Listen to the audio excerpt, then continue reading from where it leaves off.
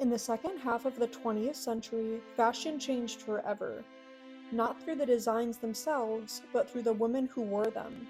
The rise of the supermodel was more than just a shift in the fashion world, it was a cultural transformation. These women were more than faces on magazine covers, they were household names, global icons, and in many ways, symbols of the evolving relationship between beauty, media, and celebrity. Before the supermodel era, models were largely anonymous. In the 1950s and early 60s, even the most in-demand fashion models weren't widely recognized by the public.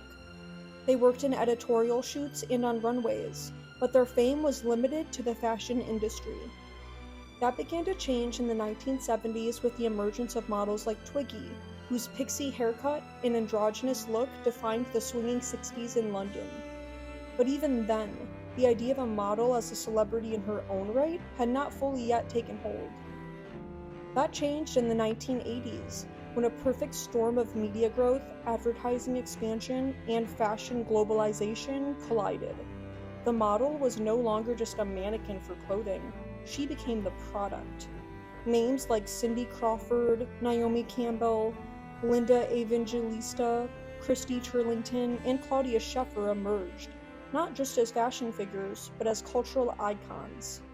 These women didn't just walk runways, they starred in commercials, music videos, and talk shows.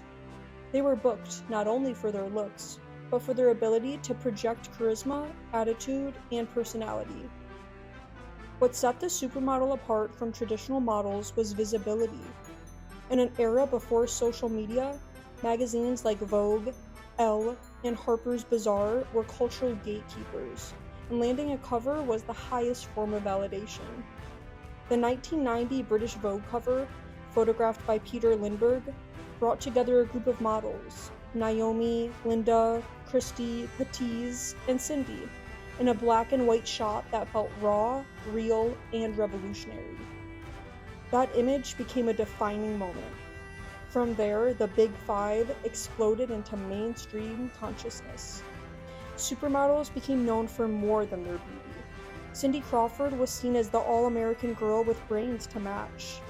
Naomi Campbell broke racial barriers in the industry and became a force in both fashion and activism. Linda famously declared she wouldn't get out of bed for less than $10,000 a day, a statement that, while controversial, underlined how powerful these women had become. They weren't just part of the machine, they were helping to drive it. The rise of the supermodel also coincided with the explosion of the global beauty and fashion economy.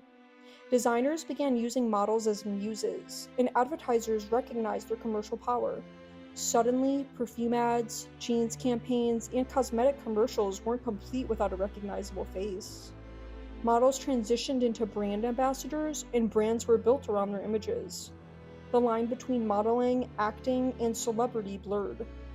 You could see a model on the runway one day and in a music video the next.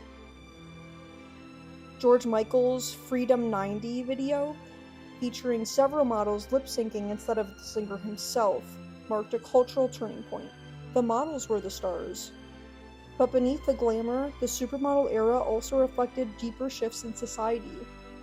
As women gained more visibility in public life, these models became symbolic of a new kind of feminine power, one rooted in independence, economic success, and global reach. They weren't just fashion plates.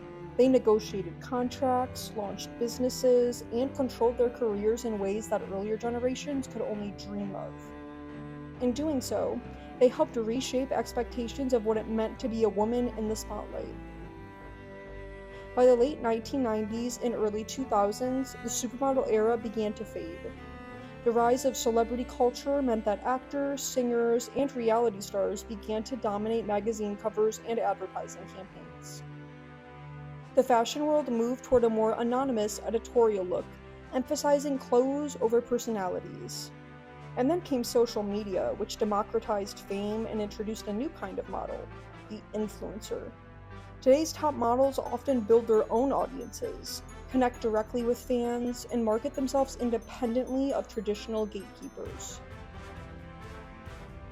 Still, the legacy of the supermodel lives on.